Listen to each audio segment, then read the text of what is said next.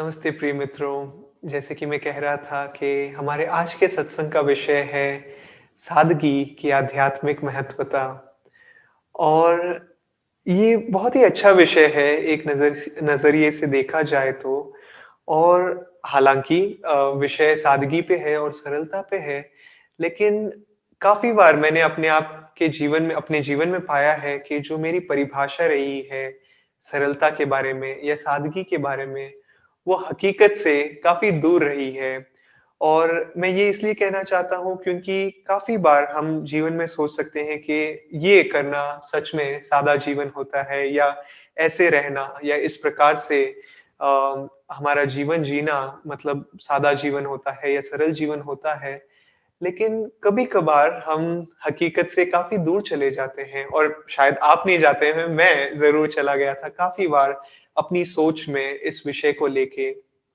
क्योंकि जब मैं आध्यात्मिक मार्ग पे आया तो मैंने सोचा सरलता और सादगी का मतलब होता है कि सब चीज़ों से दूर चले जाना, हमेशा मौन में रहना, गुफाओं में रहना, किसी से बात ना करना। लेकिन वो मैं कह सकता हूँ कि मेरी गलतफ़हमी थी, या मैंने अच्छे से इस विषय को समझा नहीं था। क्योंकि सच्ची सादगी वो होती है दोस्तों, जब हम इस दुनिया में रह सकें और इस दुनिया में रहते हुए भी इस दुनिया के न बने। कि हाँ, इस दुनिया में हमारी ये ज़िम्मेदारियाँ हैं, ये चीज़ें हमें इन चीज़ों का ध्यान रखना है, इन लोगों का ध्यान रखना है, ये कार्य करना है। लेकिन उस सब की मोह-माया में बिना घुसे हुए हमें इन सब चीज़ों को करना है, अपने हृदय को एकदम सरल तरीके से रखते हुए। इसका मतलब कि इस दुनिया में हाँ, मैं रह रहा हूँ, लेकिन मैं इस दुनिया का नहीं बनने वाला हूँ, कि मैं इस दुनिया के मोह में नहीं आने वाला हूँ। मैं इस दुनिया में जो अंधकार है, कभी-कभार जो हमें दिखाई देता है, या अंधकार भी नहीं, अंधकार शायद थोड़ा भारी शब्द महसूस हो सकता है, लेकिन थोड़ा जो लालच होता है हमारे अंदर, या आप कह सकते हो स्वार्थ, उसमें नहीं जाते हुए एक सादा जीवन कैसे जिया जा सकता है। क्योंकि यदि हम सरलता या सादगी के बारे में जिस प्रकार से मैं शुरुआत में बता रहा था, वैसे देखें, तो सिर्फ़ बहुत ही गिने-चुने लोग हैं जो अपना जीवन सरलता से जी पाएँगे, जो सब कुछ छोड़-छाड़ कर त्याग करके गुफ़ाओं में या हिमालय पर्वत पे रह पाएँगे।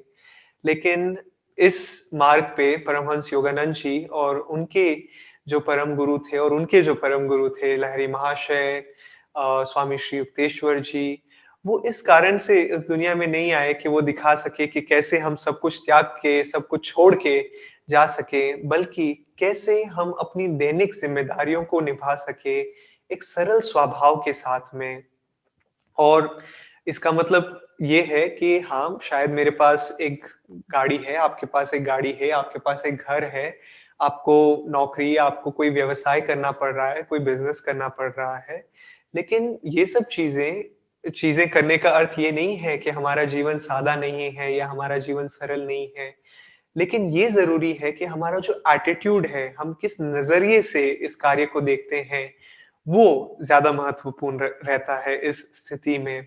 जैसे स्वामी क्रियानंद जी कहते थे कि कर्मयोग वो नहीं है, हम सच्चा कर्मयोग वो नहीं कह सकते कि हम क्या कर रहे हैं, बल्कि हम कैसे कर रहे हैं। जैसे कि मैं आपके साथ में ये बड़ी-बड़ी आध्यात्मिक बातें शायद बोल रहा हूँ, लेकिन मन में अगर मैं सोच रहा हूँ कि अरे! मेरे को वो बहुत ही अच्छी आइसक्रीम खानी है, या मेरे को वो सामने वाले घर में जो गाड़ी है, वैसी एक गाड़ी चाहिए। सामने बातें करते-करते तो मैं बहुत अच्छी बातें कर रहा हूँ, लेकिन मन में मेरे यदि वो बातें चल रही है, तो ये किस प्रकार का सादा जीवन या सरल जीवन या कर्मयोग भी। तो और एक चीज़ हम एक और बात बोल सकते हैं कि संतोष जो हम पतंजलि के यम और नियम में सीखते हैं, जो संतोष और जो सादगी है, वो साथ में चलती है। जब हम संतुष्ट होते हैं, हमारे मन में किसी भी प्रकार का लालच या लोभ नहीं होता है, तब अपने आप हम सादगी की ओर एक सेकंड हम सादगी की ओर आकर्षित होते हैं। मैंने अपने खुद के जीवन में पाया है कि काफ़ी लोग ऐसे हैं कि शायद उनके पास बहुत सारी संपत्ति ही क्यों ना हो, लेकिन मन में वो बहुत ही सरल स्वभाव से जीते हैं। और उसी समय मैंने काफ़ी लोगों को देखा है जो जिनके पास शायद इतनी बाहरी संपत्ति ना हो, लेकिन मन में वो थोड़ा अहम रहता है कि ये मेरा है, मैं इसको पाना चाहता हूँ। तो जैसे कि मैं कह रहा था कि महत्वपूर्ण ये है कि बाहर क्या है वो मायने नहीं रखता है, लेकिन हमारे भीतर क्या है वो ज़्यादा मायने रखता है, जब हम सादगी की बात करते हैं। और जैसे कि मैं ये बात आपसे बता रहा था आपको बता रहा था, तो मेरे मन में ये कहानी आई राजा जानक की। आप में से कई लोगों ने इस कहानी को सुना होगा और इस कहानी को बड़े ही संक्षिप्त में मैं सुनाना चाहूँगा कि राजा जानक और सुखदेव की कहानी है ये कि सुखदेव को इस कहानी के कई वर्णन हैं, लेकिन मैं संक्षिप्त में इस कहानी को आगे बढ़ाना चाहूँगा कि सुखदेव के पिताजी वेद व्यास चाहते थे कि वो राजा जानक से मिले और उनसे शिक्षा ग्रहण करें। और सुखदेव बोले कि एक राजा क्या मुझे सिखा सकता है? और एक राजा के पास इतनी सारी ज़िम्मेदारियाँ होती हैं, इतनी संपत्ति होती है, वो विवाहित है, वो मुझे क्या सिखा सकते हैं? लेकिन फिर भी वेद व्यास जो खुद एक महान संत थे, उन्होंने बोला कि नहीं तुम राजा जानक के पास जाओ, उनसे सीखो और किसी भी प्रकार से वेद व्यास ने सुखदेव को मनाया और सुखदेव गए और जैसे ही वो राजा जानक के महल में उन्होंने प्रवेश किया तो उन्होंने देखा अरे ये किस प्रकार का संत है, अगर मेरे पिताजी बोल भी रहे हैं ये संत है।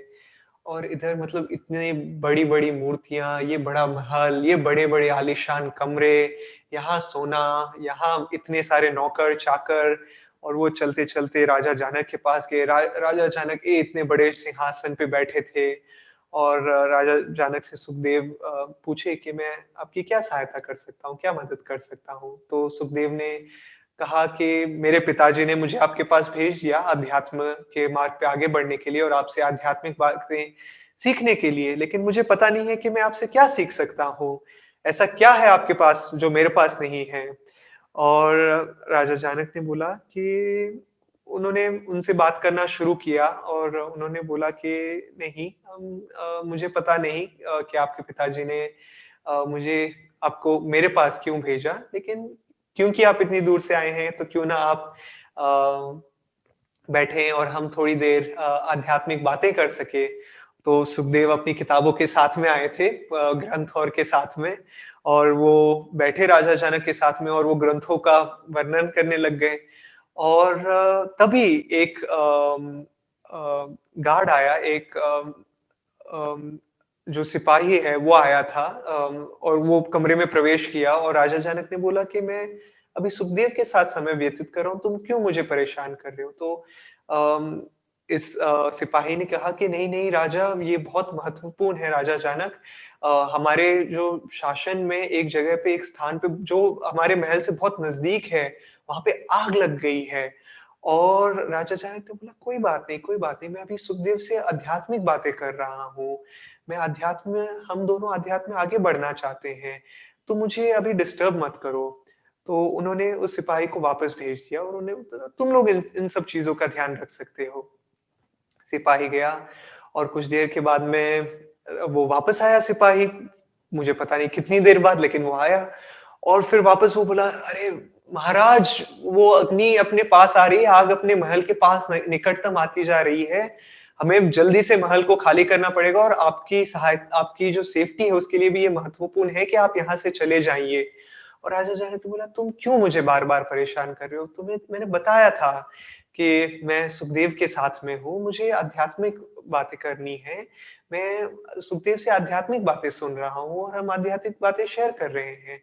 तो उन्होंने वापस सिपाही को भेज दिया और कुछ देर के बाद में आप जानते हैं कि आगे क्या होता है कि वापस सिपाही आया और सिपाही ने बोला कि राजा महाराज अब तो जो अग्नि है, जो आग है, वो महल के अंदर प्रवेश कर रही है। आपको जल्दी से जल्दी यहाँ से निकलना चाहिए।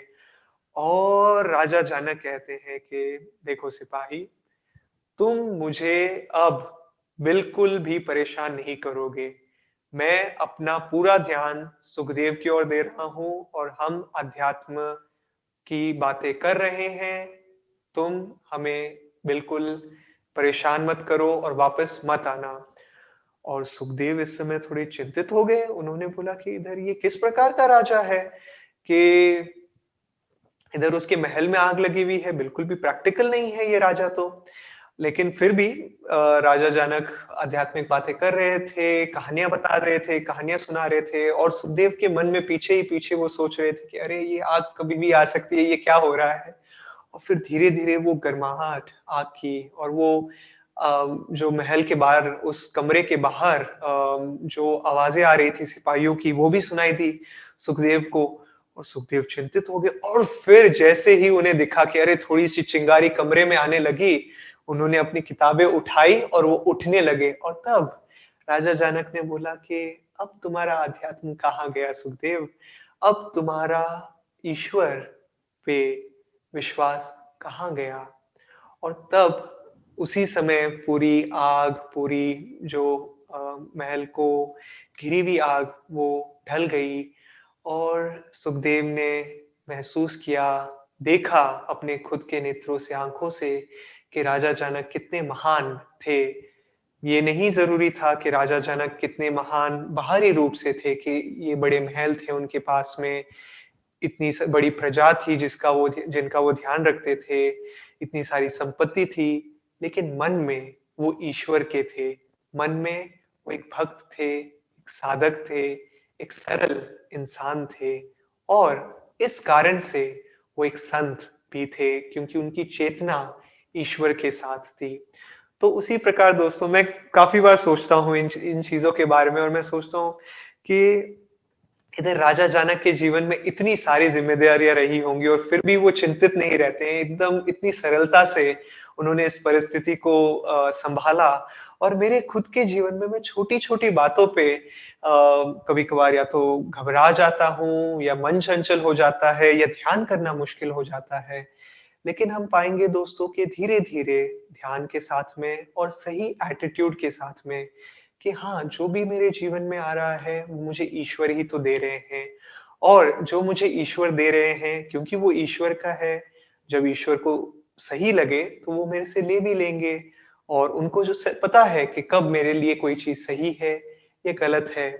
और इस बात को लेके परमहंस योगानंद जी के जीवन पे एक कहानी है कि वो कहते थे कि 2 कहानियाँ याद आ रही हैं मुझे, कि एक बार वो एक बड़े ही म्यूज़िक हॉल में गए थे, वो अमेरिका में थे और उन्होंने एक टिकट खरीदी म्यूज़िक हॉल में जब वो घुसे तब और फिर जैसे ही उस बिल्डिंग में उन्होंने प्रवेश किया, तो परमहंस योगानंद जी ने सोचा कि क्योंकि अब मैं इस इमारत में हूँ, इस बिल्डिंग में हूँ, ये बहुत ही खूबसूरत बिल्डिंग है, तो क्यों ना मैं इसका इस प्रकार से आनंद लूँ कि ये मेरी है और मैं इसका मालिक हूँ और जब तक मैं यहाँ हूँ, ये बिल्डिंग मेरी है।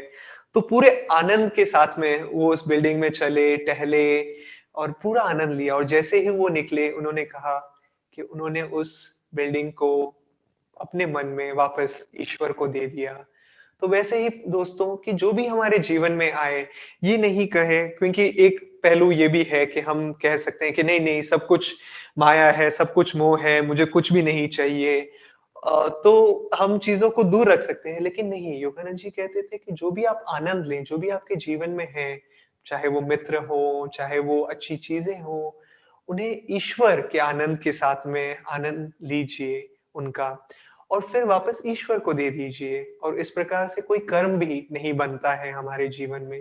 तो उसी प्रकार उन्होंने भी जब कोई चीज़ उन्होंने आनंद ली और फिर उसके बाद में उन्होंने ईश्वर को वापस दे दिया। और एक और कहानी उनके जीवन से है कि योगानंद जी के एक शिष्य थे जिनके पास बहुत सारी संपत्ति थी और वो योगानंद जी के लिए एक कोट खरीदना चाहते थे, एक हैट खरीदना चाहते थे उधर अमेरिका में जब वो थे। और योगानंद जी ने बोला ठीक है क्योंकि ये जो भक्त थे वो बहुत इंसिस्ट कर रहे थे तो योगानंद जी ने बोला जी ज़रूर। और फिर वो एक दुकान में गए और योगानंद जी बस ऐसे ही सारे कोट देख रहे थे जो कोट पहना जाता है और गलती से उनका हाथ एक कोट पे पड़ा और वो उस दुकान का सबसे महँगा कोट था और उसी समय उस भक्त ने, उस शिष्य ने योगानंद जी को बोला नहीं-नहीं मैं ये आपके लिए लेना चाहता हूँ। और योगानंद जी बोला नहीं, मैंने तो मैं ऐसे ही देख रहा था, मुझे पता भी नहीं था। नहीं तुम रहने दो मैं कोई दूसरा लेना चाहता हूँ। लेकिन इस शिष्य ने बोला नहीं। और क्योंकि योगानंद जी के लिए इस शिष्य ने ये इतना अच्छा कोट खरीदा तो उसने बोला गुरुजी इसके साथ में एक अच्छी हैट भी आपके साथ में अच्छी लगेगी। तो उसने एक बहुत ही महँगी अच्छी हैट भी खरीद ली उनके लिए। और योगानंद जी इस उन्होंने क्योंकि एक शिष्य ने उनके लिए खरीदा और उचित नहीं होता यदि वो उसका प्रयोग नहीं करते, क्योंकि उस शिष्य का भी उनको चोट पहुँच सकती थी और योगानंद जी छोटी-छोटी बातों का ध्यान रखते थे। तो उन्होंने कुछ समय के लिए उसका प्रयोग किया, लेकिन वो थोड़े अनकम्फर्टेबल थे इसको यूज़ करते हुए। और उन्होंने बोला कि दिव्य माँ, ये क्या किस दुविधा में डाल दिया। मैं एक स्वामी हूँ और यहाँ मैं एक इतना महँगा कोट पहन के रखा हुआ हूँ, पहन रहा हूँ।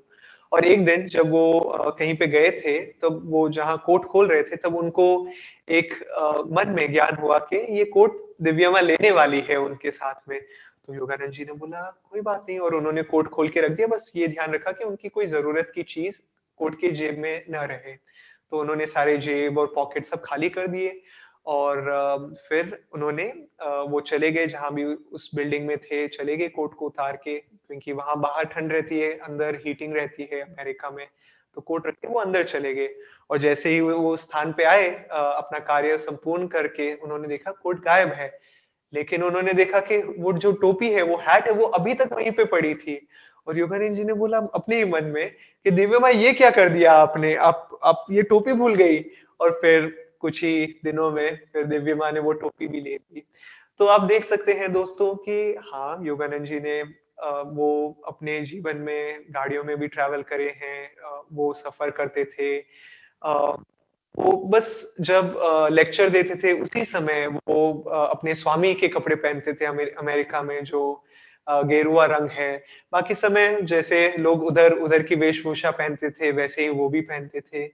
क्योंकि वो ये चाहते थे कि बस मैं सरलता से जिऊँ। ये ज़रूरी नहीं है कि मेरा बाहरी रूप क्या है, कि हाँ, मेरे को ऐसे ही रहना है, मैं स्वामी हूँ तो मैं जहाँ जाऊँगा।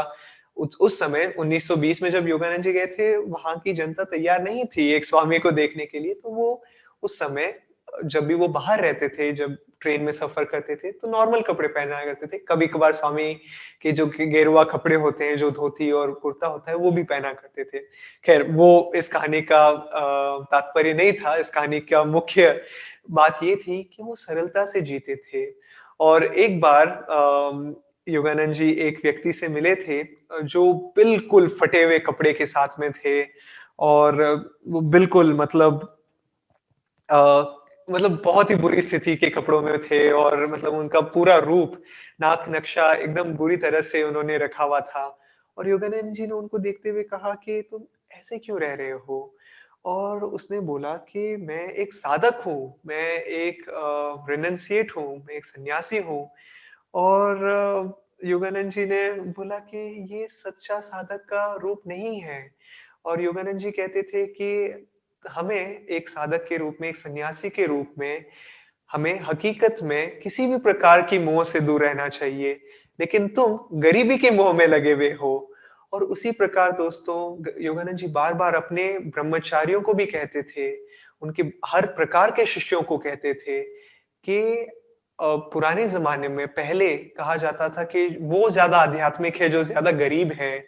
और योगानंद जी कहते थे कि गरीबी की चेतना में मत जियो, बल्कि उस चेतना में जियो जो सरलता पूर्वक है, जो सादा जीवन है।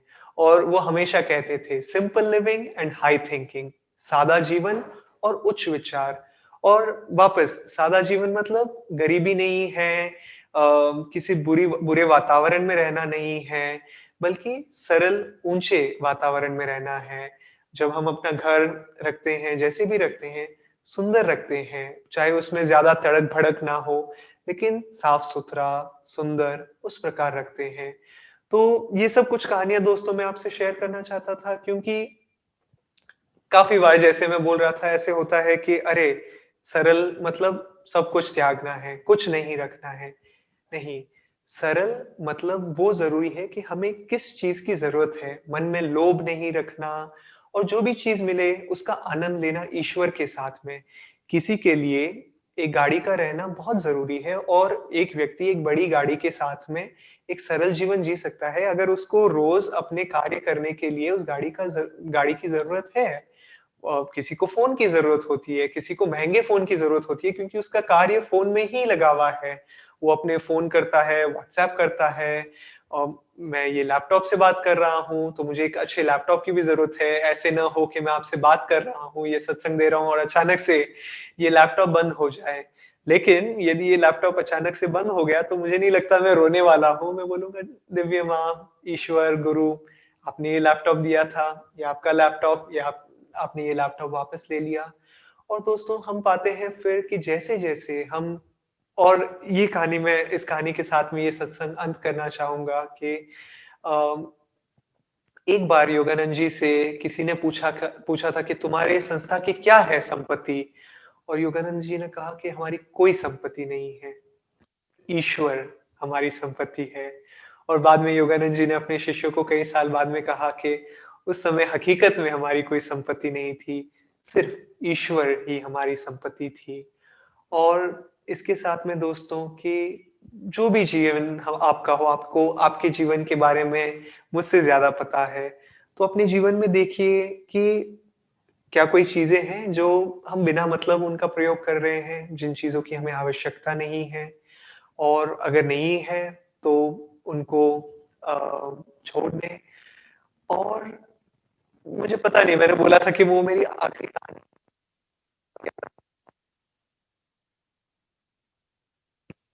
लगता है। काफ़ी बार हम आध्यात्मिक मार्ग को एक बहुत ही बड़ी चीज़ के रूप में, कोई अलग ही चीज़ अपने मन में रूप बना लेते हैं आध्यात्मिक मार्ग के बारे में और हम सोचने लग जाते हैं, अरे ये चक्र, ये प्रकाश, ये अनुभव और ये सब चीज़ें महत्वपूर्ण नहीं है। सबसे महत्वपूर्ण ये है, जैसे मैंने शुरुआत में बोला था, कि हमारी भक्ति, हमारी वो सरल भक्ति ईश्वर की ओर क्या है?